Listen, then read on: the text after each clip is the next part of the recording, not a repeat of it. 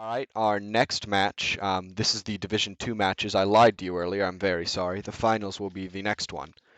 This match is between the character we're spectating is JoopyGoopy. We're jumping right into it because we are a little bit behind. This is Jaden Looters. He has an impressive record of 14-1, and he is in 10th grade. His opponent here is Mickthegreat, also known as Jacob Crane, a 12th grader with a 13-5 record. So we are jumping. They are jumping right into it right away. We are spectating JoopyGoopy again, so the cards that he has in hand are what he's playing with. His deck is the a mage list. It looks like it is running lots of hero power things, which is again that little 2 mana ability right next to the hero, which does something. It looks like he's upgrading it or debating to play minions. The opponent is playing a hunter deck, and it looks like instead of that aggro beast hunter that we saw earlier, aggro being the, again, reduce the health to 0 as quickly as possible, and beast being the minion type that he was playing, it looks like he's running an aggro secret list. Secrets, when they come up, I will let you know. They are spells that do something. Wow, very great comms, I know. So it looks like Jupy is a mid-range mage playing against a aggro secret hunter. The goal of aggro, reduce health to 0. Mid-range is, instead of the late game, like the druid that we saw, to play the middle of the game and try to win there.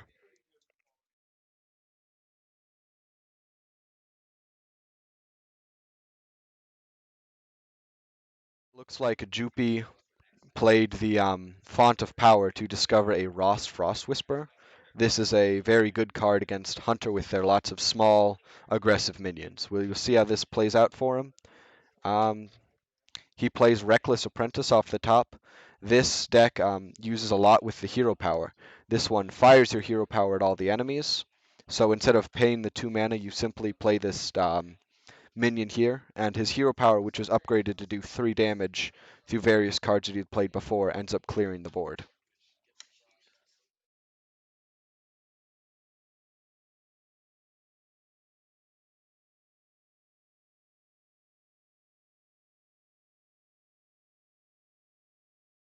So Jupy here is putting up blockers. Deathhead Cultist is a great anti-aggro piece. It not only forces the opponent to attack into it with the taunt there, but also when it dies, it ends up healing your character.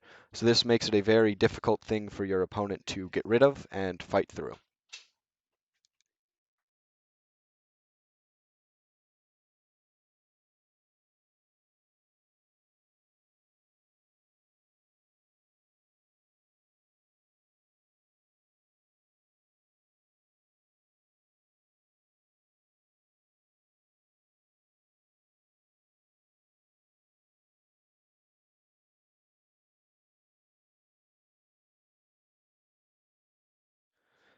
So the minion that Mick the Great has up had Divine Shield and Poisonous. So Divine Shield protects you from the first instance of damage that would be dealt to that minion, and Poisonous makes it so that any damage dealt to an enemy minion, excuse me, is lethal damage. So that allows this minion to effectively trade with Goopy's Deathhead Cultist here, and it restores health to him. So I said I would address it when it came up. The secrets are these big question marks above the hero here. Now, each secret does something different. Um, Various classes have different secrets for them. So, depending on the class, the secret could do something entirely different. It doesn't actually affect anything until something triggers it. So, in this instance, Freezing Trap, it only triggers when an enemy minion attacks, and it returns it to the hand, making it cost more.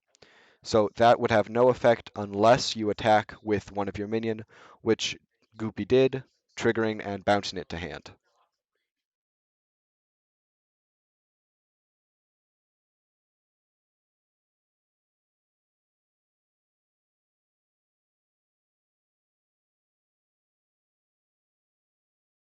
Goopy is continuing to drop his taunt minions to protect him from the aggro, all the while producing more cards to put in hand and more damage to send at the enemy. This is the mid-game, mid-range deck that I was talking about, where the goal is to survive until exactly this point and eventually beat the opponent down with your more value and more powerful cards.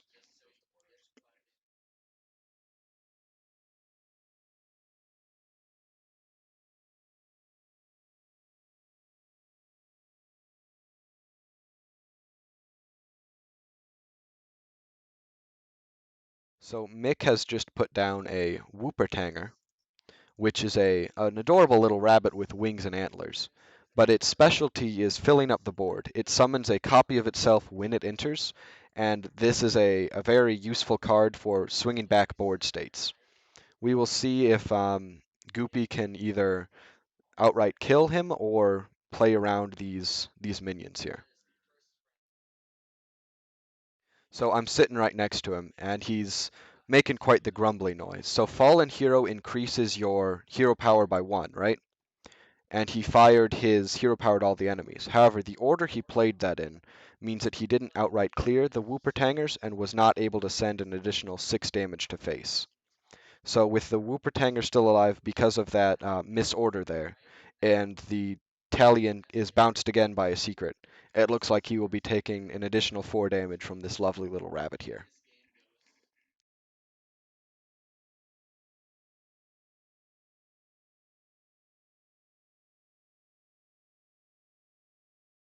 It looks like instead of sending that rabbit face, Mick the Great has decided that it's more important to kill off the fallen hero, which gives more damage to the hero power.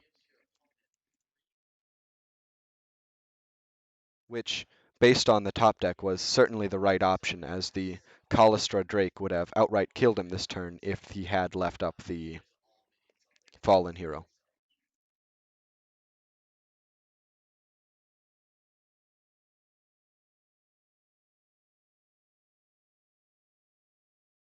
So Mick the Great has just played a 10 mana additionally fluffy rabbit. This is a reference to Monty Python and the Search for the Holy Grail. However, it did not help him as Goopy had burn damage in hand to simply kill Mick outright, and the first game of the best of 3 goes to Goopy.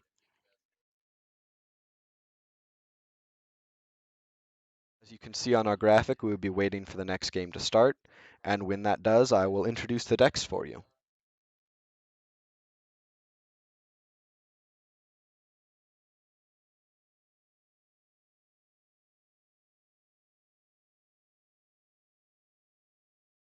So, Goopy here is playing Demon Hunter, which is a very versatile class. Their hero power costs 1, and they can be built in a number of different ways. You can either build them with a more aggressive theme in mind, a mid-range, or a late-game combo he plays. His opponent, again, still Mick the Great, is playing Warlock. Warlock's hero power allows them to draw cards at the expense of their overall health. So they expect to be able to get the cards that they need in order to defeat the opponent before the life total matters anymore. So they've both played Argent Squire, which is a 1/1 Divine Shield. Again, that Divine Shield protects them from the first instance of damage. It is a great card for tempo plays and just trying to survive the early game aggro. It looks like, at least from what we're seeing in hand, that Goopy is potentially playing a combo or mid-range list. He does not have the cards that would suggest an aggro deck, and we still don't know enough about mixed hands to see really what is going on over there.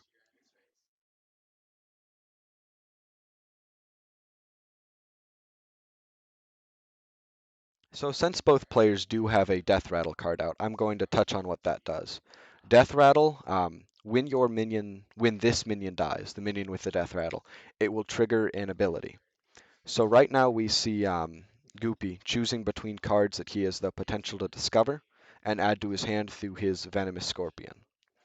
The Death Rattles particularly mix. When it dies, it will summon a 4/4, and when Goopy's dies, it will draw him a card. His, however, does give him spell damage.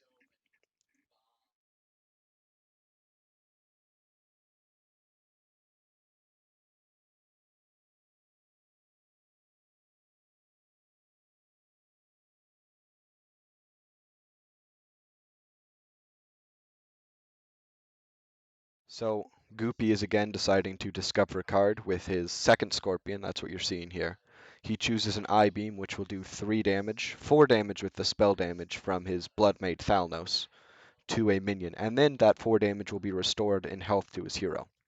So both of these players, especially with the Drained Soul we saw from Mick, seem to be playing a more mid-rangey kind of list, maybe a combo list still, but neither one is certainly aggro.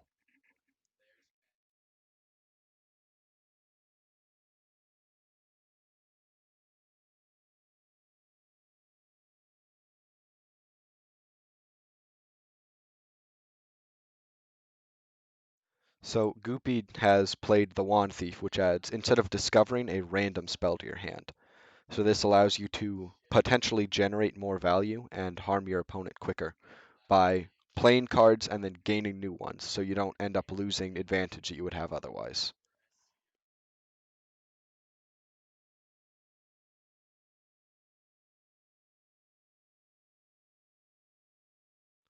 Mick plays his first instance of a wide board clear here, which does 3 damage to all characters, including the heroes themselves. So you do damage to yourself and to your opponent, but in exchange you also hurt the minions that would be hitting you in the future.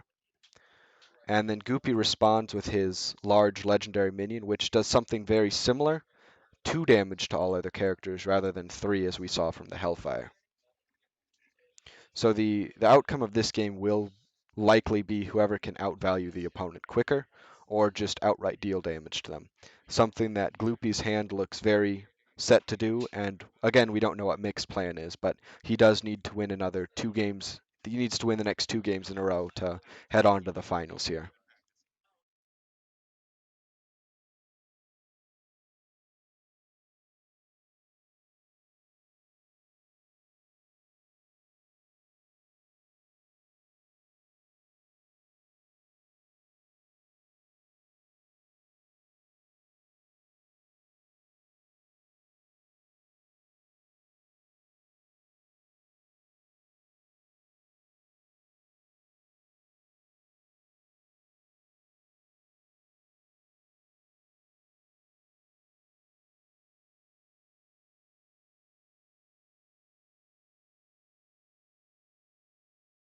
So, not to be confused with secrets, the Demon Hunter class has something called sigils.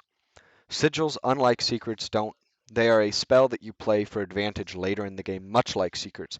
However, they do not trigger when your opponent does something. Rather, at the start of your turn, they will have an effect. So currently, Goopy appears to be trying to break through the Ring Matron, which is Mick's taunt here. And after he does that, he will be able to hit Mick in the face, reducing his health total further.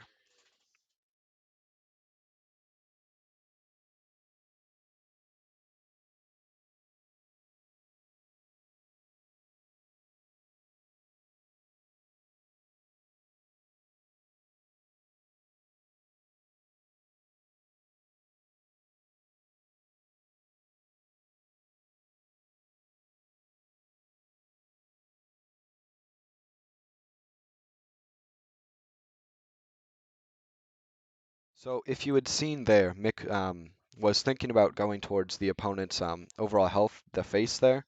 However, Overlord Runethak, this minion that he was swinging with, has Rush.